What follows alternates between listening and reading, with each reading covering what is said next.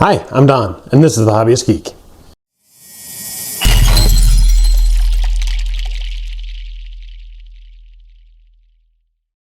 Welcome back, y'all. Today we're going to be continuing our Metal Earth armor journey. We have the Chinese Ming Dynasty armor here. And oh, does this look cool. Hopefully it goes together a little easier than the European Knight did. But let's take a look at the packaging, see what comes inside. And here is the packaging for the Chinese Ming armor. And just look at that piece. That looks spectacular. It is a 2-sheet model. On the back, let's see. Ooh, 7 out of 10 with 82 pieces. This promises to be a difficult one. Yes, it does. All right, well, let's go ahead and cut it open and see what's inside. Okay, so we have 2 sheets of instructions and 2 sheets of metal as promised.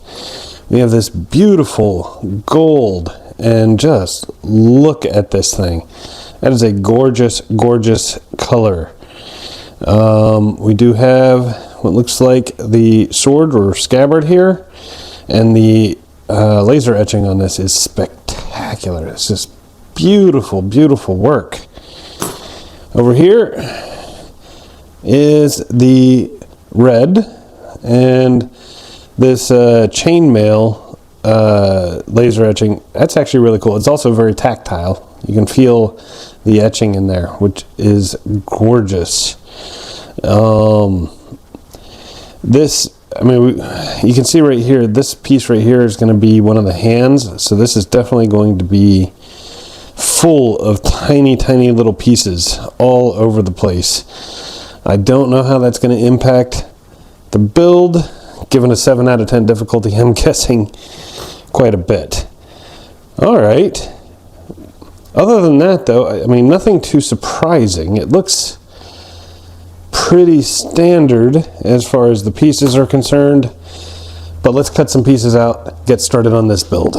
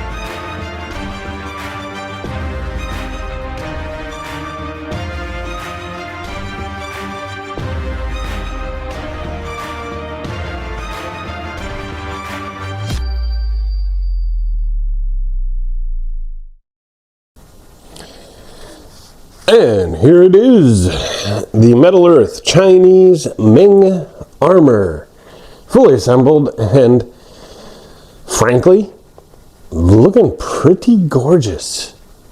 I really like this piece. I like the end result. The assembly was pretty fun, except for a couple of parts, and we'll get into that. And the end result, I mean, just look at this. Look at this thing. The gold and red, maroon, whatever you want to call it, really goes together well, looks great. Well, here, let me just pull this thing in. We'll give you a close look. So, when you go to assemble this thing, first thing you do is you start off with the front and back of the armor here. And things start going pretty well, and you're thinking, okay, this level 7 difficulty ain't so bad. I mean, look at this. That layered aspect, all that laser etching, that's looking really nice, you know? And you get the front and you get the back, which is nice. And then you go to put them together, and you got to put these shoulders here together, and you're thinking, oh crap, what did I get myself into? Right? But a little squeezing and a little effort, and you get it. And you get this nice little neckline, and it's all looking good. And then you start on the feet. Look at those feet.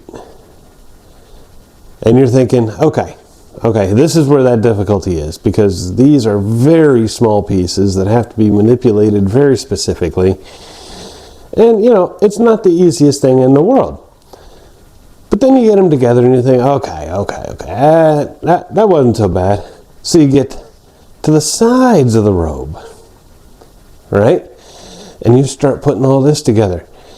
And you realize, wait a minute, with all this laser etching and the little details and whatnot, I cannot see the slots where those tabs are going to go in.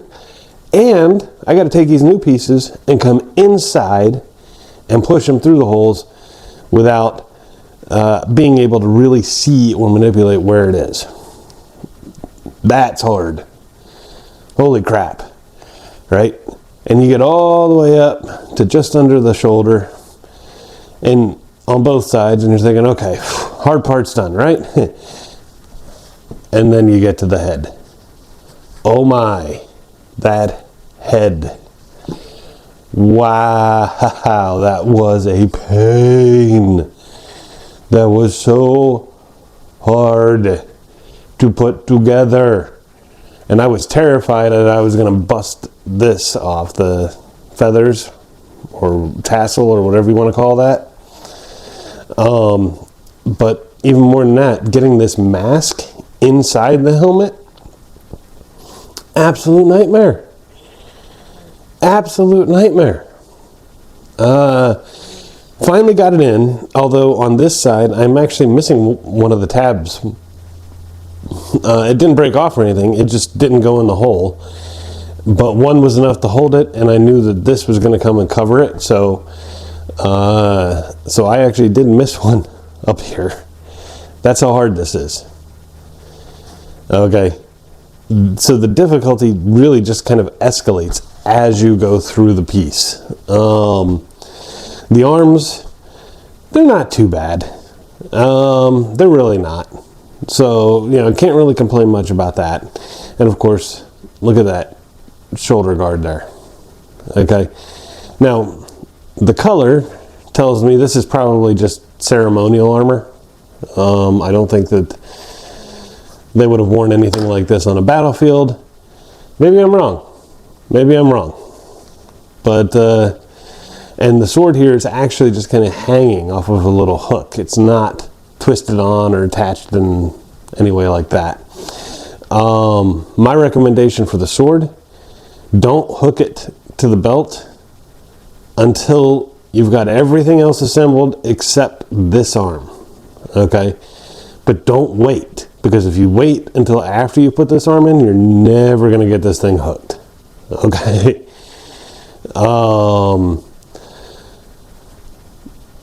That's my recommendation on that. But here's another funny little thing that I personally like.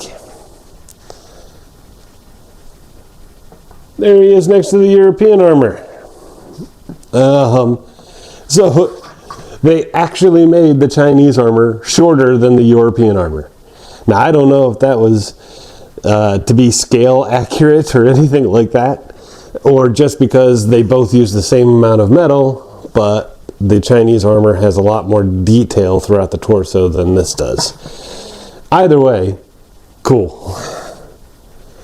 And just for another comparison, there's the horse armor, and there's our Templar Knight.